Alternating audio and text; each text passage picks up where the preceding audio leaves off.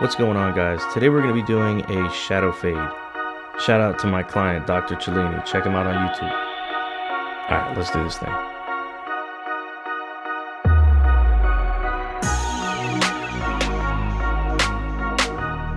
So the first step to a shadow fade is making our first guideline. And in this case, it's not skin, it's going to be with a open blade half. So once we have that half down, we're going to put our one guard on, open it all the way up, and put our next guideline in, following the same line that we put in before with the half.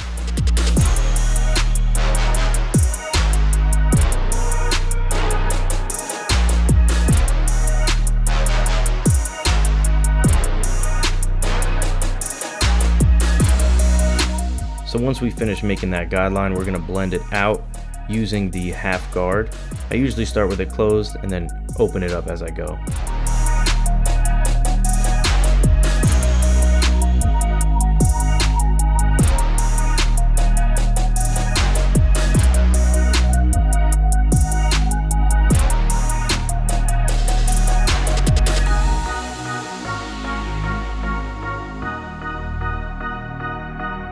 So once that's fully blended, we're going to go to our next guard, which is the 2 all the way open. Essentially the same steps, make a guideline. Like this, we're going straight up on the head, not following the shape of the head, because then you'll just push in that parietal ridge area. We want to make sure it gets pulled out and goes straight up with the guard.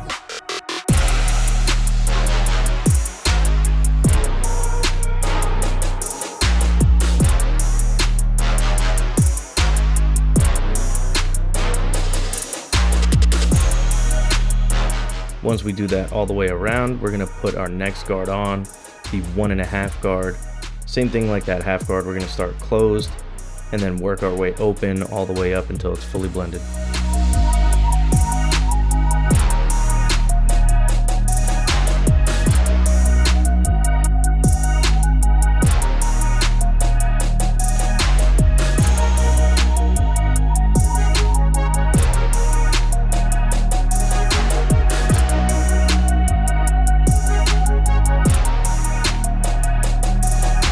So now we see a little weight line there. We're going to drop a guard down to the 1. We're going to try and blend that out before we move on.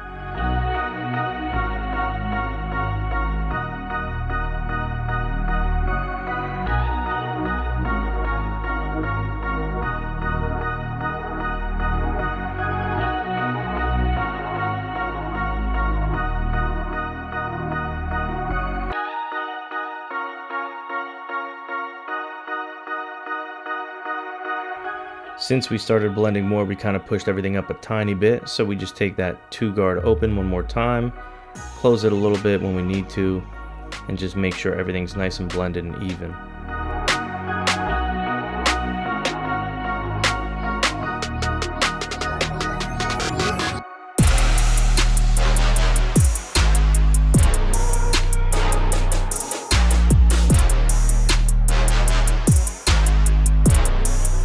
So now we're going to take the 3 guard all the way open, and we're going to push on after that 2 open. Like I said, the same thing with that 2, how we're not going with the shape of the head, we're going straight up.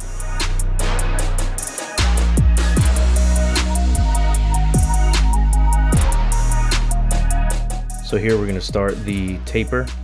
We're going to start with the trimmer here and just get our initial guideline.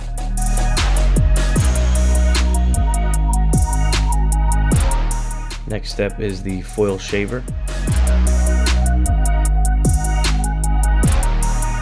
So now we're going to be using just the open blade, closing it little by little, and we're going to eventually blend everything into the original half that we put in.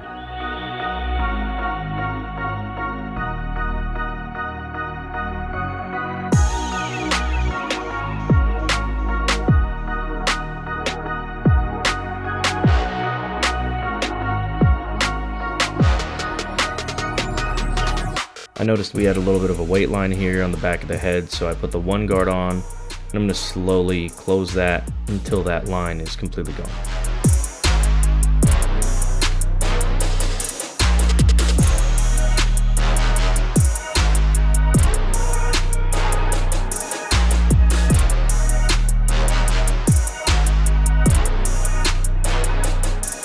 Now it's time to shape things up with a half.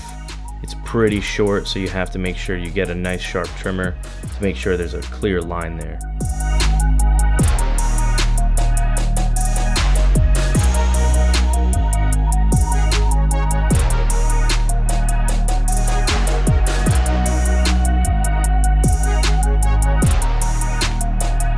To finish up this lineup, we're just going to do the C cup, not lining up anything else, just to give it a little bit of sharpness.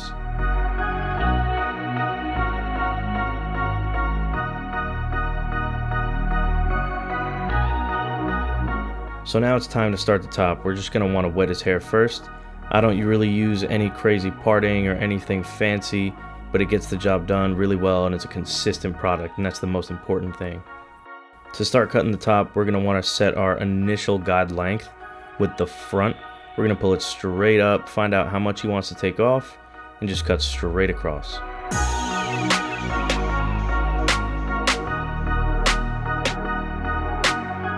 So if you look at the head from the top, we did a horizontal line on the front there, and you can see it's a little bit shorter in the front.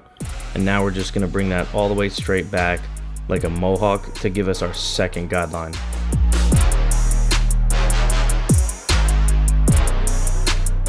So now we have the left side of the mohawk and the right side of the mohawk, and that's where we blend everything out by cutting off that peak that shows up there.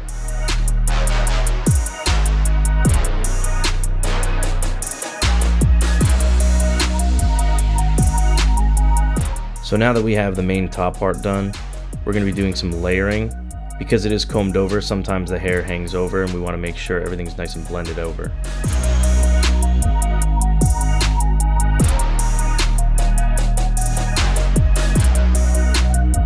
For the final details here, we're just going to be doing some scissor over comb to get rid of any other weight that's been left there from the scissor part.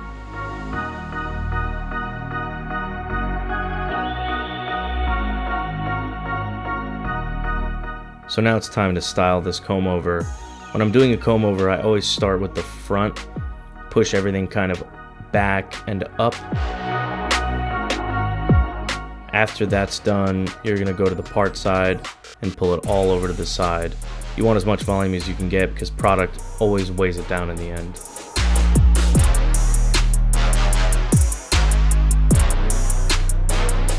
The final step to complete this is just a little bit of thinning shears just to get rid of any little weight lines or anything we see once the hair is dry.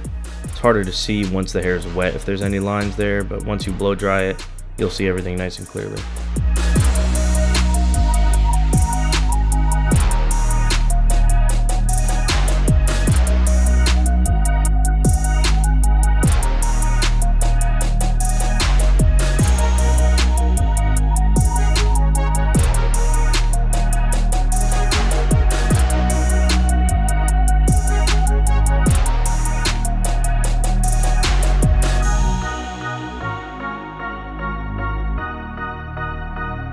So if you enjoyed this video, please give it a like, subscribe to the channel, and thanks for watching.